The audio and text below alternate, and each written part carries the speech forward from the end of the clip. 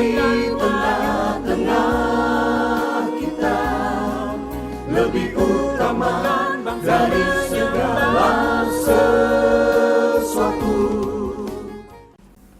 Kesempatan untuk menghasilkan buah. Mungkin tahun depan ia berbuah, jika tidak, tebanglah dia. Lukas 13 ayat 9. Sahabat Iktus yang dikasihi Tuhan, hidup adalah sebuah kesempatan untuk menghasilkan buah bagi kemuliaan Tuhan. Buah yang dimaksud adalah buah kepribadian, yaitu perubahan karakter menjadi seperti Kristus, dan buah pelayanan, yaitu jiwa-jiwa yang dipersembahkan kepada Kristus. Tuhan menginginkan kita mempergunakan kesempatan ini sebaik-baiknya. Jangan menunda untuk menghasilkan buah, karena mungkin saja kesempatan itu tidak akan terulang lagi. Perumpamaan ini terutama merujuk pada bangsa Yahudi.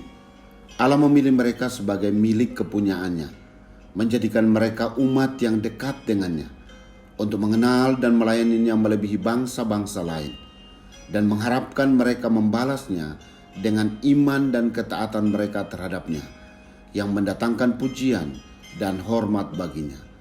Namun mereka tidak melakukan sesuai dengan apa yang diharapkannya. Pengajaran ini Yesus sampaikan melalui sebuah perumpamaan tentang pohon ara yang tidak menghasilkan buah. 1. Hak istimewa untuk berbuah, ayat 6. Secara geografis, Palestina dikenal sebagai wilayah yang sangat subur, sehingga tanaman buah-buahan banyak tumbuh di sana. Zaitun, anggur, delima, dan juga pohon ara. Agak berbeda, pohon ara dalam perikop ini ditanam secara khusus di dalam kebun anggur. Artinya, pohon ara ini beroleh perlakuan yang sangat istimewa dari pemilik kebun anggur dengan harapan dapat menghasilkan buah yang terbaik. Namun ternyata ia kecewa karena ia tidak menemukan apa-apa. Tidak ada sama sekali, tidak satu buah ara pun. Perhatikanlah, sungguh menyedihkan melihat banyak orang yang menikmati hak-hak istimewa sebagai orang yang telah diselamatkan, namun tidak melakukan apapun untuk kemuliaan Allah. Dapat dibayangkan dengan nada kecewa, Yesus berkata, "Aku datang untuk mencari buah, tetapi aku tidak menemukannya." 2. Kesempatan untuk berbuah. Ayat 7. Ia terus mendatanginya selama 3 tahun. Tahun demi tahun. Pernyataan ini hendak mengajar kita bahwa Allah memberi kesempatan untuk menghasilkan buah. Inilah kesabaran Allah bagi banyak orang yang telah menikmati Injil, namun masih tidak menghasilkan buah juga. Kesabarannya dipermainkan hingga membuat Allah murka. Kesempatan yang diberikannya tidak dipergunakan sebaik-baiknya untuk melakukan sesuatu bagi kemuliaan Tuhan. Pohon itu hidup di tanah dengan percuma, mengambil tempat pohon yang berbuah dan tidak menghasilkan apa-apa. Bukan hanya tidak berbuah, tetapi malahan memberi pengaruh buruk bagi lingkungannya. Hukuman yang pantas diberikan kepadanya adalah tebanglah pohon ini. Ini menegaskan bahwa kesempatan untuk berbuah adalah sangat terbatas. 3. Kesempatan kedua untuk berbuah, ayat 8 dan ayat 9. Apa yang diminta si pengurus kebun anggur itu? Yang dimintanya adalah penundaan waktu. Tuhan, biarkanlah dia tumbuh tahun ini lagi. Ia tidak berkata, "Tuhan, pohon ini jangan ditebang."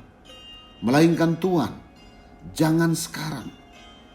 Penundaan hukuman dengan cara memohon belas kasihan untuk memberi kesempatan kedua. Biarlah dia tumbuh tahun ini lagi. Waktu yang singkat, tetapi cukup untuk mencoba. Pengurus kebun anggur itu berjanji melakukan bagiannya. Dan ini mengajarkan tentang hamba-hamba Tuhan melakukan apa yang menjadi bagian mereka. Ia akan mencangkul tanah di sekeliling pohon itu dan akan memberinya pupuk. Tetapi kemudian si pengurus kebun anggur itu juga menambahkan, "Jika tidak, tebanglah dia." Menebang, walaupun harus dilakukan, adalah pekerjaan yang sebenarnya tidak disenangi Allah, karena sang pemilik itu menanam pohon hanya dengan satu tujuan, yaitu berbuah baginya. Sahabat Iktus, seperti pohon ara yang tumbuh di kebun anggur, demikianlah Tuhan memperlakukan kita secara istimewa sebagai gerejanya. Kita telah diselamatkan dan dipanggil untuk menjadi alat keselamatannya. Namun sudahkah kita mencapai tujuan itu? Tuhan memberi kesempatan kepada kita untuk berbuah bagi kemuliaannya, dan Dia mencari dan terus menantikannya. Saya mengerti bahwa kesempatan untuk menghasilkan buah bagi Kristus merupakan peluang yang terbatas. Karena itu, setelah pertobatan saya, seharusnya hidup saya menghasilkan buah roh, sehingga orang dapat mengenal Kristus melalui hidup saya. Bahkan seharusnya saya menghasilkan buah pelayanan melalui pemberitaan Injil.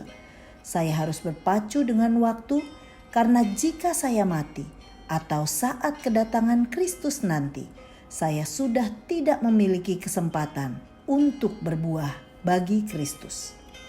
Sahabat Iktus yang dikasihi Tuhan, sudahkah saya menghasilkan buah kepribadian, yaitu perubahan karakter menjadi seperti Kristus? Apakah saya telah menggunakan setiap kesempatan untuk menghasilkan buah pelayanan? Siapakah pohon ara yang ada di sekeliling saya yang harus saya support agar dapat berbuah lagi bagi Kristus? Tuhan Yesus, betapa singkatnya waktu hidup saya.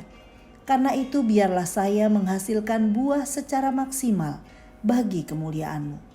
Ya Tuhan, sebagai pekerja-Mu, berilah kesempatan bagi saya untuk mencangkul dan memberi pupuk sebagai upaya saya agar orang di sekeliling saya pun dapat berbuah bagi kemuliaan-Mu. Amin. Biarkanlah dia tumbuh tahun ini lagi untuk menghasilkan buah bagi Kristus. Kristus ada di